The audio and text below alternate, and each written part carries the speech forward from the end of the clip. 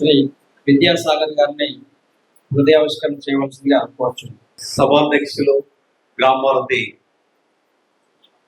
అధ్యక్షులు సూర్యకళ గారు, మరి ఈనాటి మన కార్యక్రమానికి ఆశీర్వదించడానికి చేసినటువంటి స్వామీజీ గారి పాదపద్మలకు నమస్కరిస్తూ, మరి ఈరోజు కార్యక్రమంలో నాతో పాటు సన్మాన గ్రహీతగా ఉన్నటువంటి పెద్దలు పూజలు హుసేన్ బాబు గారు, గ్రామ భారతి రాష్ట్ర ఉపాధ్యక్షులు లింగంజీ గారు, మరి ఈ ఇంత మంచి హాల్ మనకు ఇవ్వడానికి కారణభూతమైనటువంటి మరి వేదిక పైన ఉన్న పెద్దలు శ్రీ మరి రవీందర్ రెడ్డి గారు, శ్రీ పివి రామకృష్ణ గారు ఎండిఓ గారు, మరి వేదిక పైన ఉన్నటువంటి పెద్దలందరికీ, అదేవిధంగా ఇక్కడ వచ్చినటువంటి ఉత్పత్తిదారులు వినియోగదారులకు నమస్కరిస్తూ, మరి గ్రామ వారితో నా యొక్క అనుబంధం దాదాపుగా 20 సంవత్సరాలుగా కొనసాగుతుంది.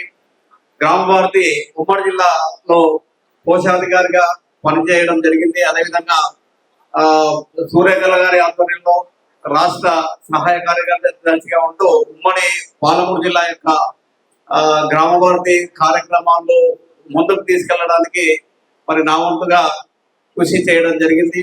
మరి ఇంకా గొప్ప విషయం ఏంటంటే, ఈ కార్యక్రమంలో హుసేన్ బాబు గారితో పాటు సన్మానం పొందడం ఒకటి నా యొక్క గొప్ప అదృష్టం.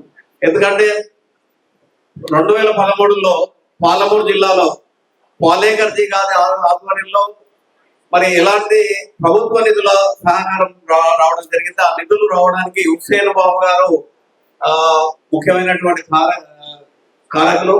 మరి వారి ఆధ్వర్యంలో 2013లో 3000 మంది రైతుల పాలేకర్జీ సేంద్రియ వ్యవసాయ విధానం పైన ఒక పెద్ద శిక్షణ కార్యక్రమం, 3 రోజుల శిక్షణ కార్యక్రమం ఏర్పాటు చేయడం జరిగింది. మరి ఒకటి ఇక్కడ మనకు దాదాపుగా గ్రామ భారతి ఆధ్వర్యంలో ఇంతవరకు అంటే ఉమ్మడి ఆంధ్రప్రదేశ్ లో కానివ్వండి, తెలంగాణ రాష్ట్రంలో వేలాది శిక్షణ కార్యక్రమాలు సేంద్రియ వ్యవసాయ పద్ధతి పైన నిర్వహిస్తూ రైతులను జాగృతం చేస్తూ, అదేవిధంగా వినియోగదారులను కూడా జాగృతం చేస్తూ ఒక సంధానకర్తగా గ్రామ భారతి పనిచేస్తున్నది. మరి ఈ గ్రామ భారతి కృషిలో మరి ఒకటి ఇక్కడ మనం గమనించాల్సింది ఏంటంటే, సేంద్రియ ఉత్పత్తులు ధర ఎక్కువగా ఉంటాయి. మరి దానికి కారణం ఏంటంటే, రైతులకి ఉత్పత్తి చాలా తక్కువ వస్తుంది. ఎందుకంటే పొలాలన్నీ కూడా విషపూరితమైనవి కాబట్టి, మరి ఇప్పుడు మనం సేంద్రియ వ్యవసాయం వైపు మల్లుతున్నాం కాబట్టి మరి ఉత్పత్తి కూడా చాలా తక్కువ ఉంటుంది. కాబట్టి దానికి ధర కూడా ఎక్కువ ఉంటుంది. అంటే మన ఆరోగ్య రీత్యా మరి ఉత్పత్తులను కొన్ని కొనవలసినటువంటి అవసరం ఎంతైనా ఉన్నది. మరి అదేవిధంగా చిన్న ఎగ్జాంపుల్, మనకు గతంలో ప్రతి ఇళ్లలో కూడా మరి మిషనరీ అనేది యంత్రాలు రాకముందు ముడి బియ్యాలు అనేది తినేవాళ్ళం ప్రతి ఇంట్లో. అంటే గ్రామాలలో ఉమ్మడి కుటుంబాలు ఉండేది, ప్రతి వ్యక్తికి పనులు ఉండేది. అంటే ఇంట్లో దంచుకొని ఆ దంపుడు బియ్యం మాత్రమే ఆహారంగా మనం తీసుకునే వాళ్ళం.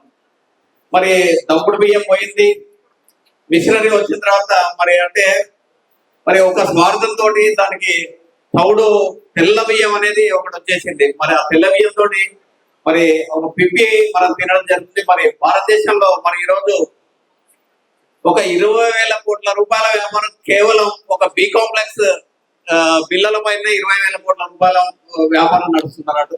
దీనికంతా కారణం ఏంటంటే, మనకంటే పురాతనమైనటువంటి పద్ధతులు మనం వదిలేసుకొని ఎక్కడైతే ఆధునికత వైపు మనం పయనిస్తున్నామో దాని నుండి మనకు శారీరకంగా మనం బలహీనం కావడం జరుగుతుంది. కాబట్టి మరి ఇప్పుడు మిషనరీలో కూడా మనకు అవైలబిలిటీ అనేది తప్పుడు బియ్యం మనకు అక్కడ ఎక్కడైనా దొరుకుతున్నాయి. కాబట్టి వినియోగదారులను నేను కోరేదంటే, మీరు ఖరీదు చేసి రైతులను ప్రోత్సహించవలసిందిగా మనవి చేస్తూ, అదేవిధంగా మరి మదన్ గుప్తా గారు చెప్పినట్టు మరి ఇంతకుముందు ఉద్యోగంలో ఉన్నప్పుడు సమయము అనేది పూర్తిగా ఇవ్వలేకపోయినాం. మరి గ్రామ భారతికి మా వంతు కూడా సమయాన్ని మేము ఇప్పుడు కేటాయిస్తామని చెప్తున్నాం. మరి ముఖ్యంగా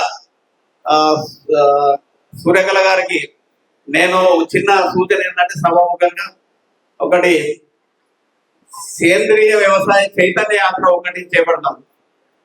మరి మా పాలమూరు జిల్లాకి వెళ్ళి స్టార్ట్ చేద్దాం. ఒకటి చైతన్య యాత్ర అంటే దానికి ఒక గ్రామానికి వెళ్ళి ఎక్కడ వీలైతే అక్కడ మనకు ఇది లేకుండా గ్రామానికి వెళ్ళి అక్కడ గ్రామంలో 100 మంది 50 మంది పోగు చేసి అంటే వీధి సమావేశాలాగా ఏర్పాటు చేసి చైతన్యం చేసేటువంటి ప్రయత్నం చేద్దాం మనము.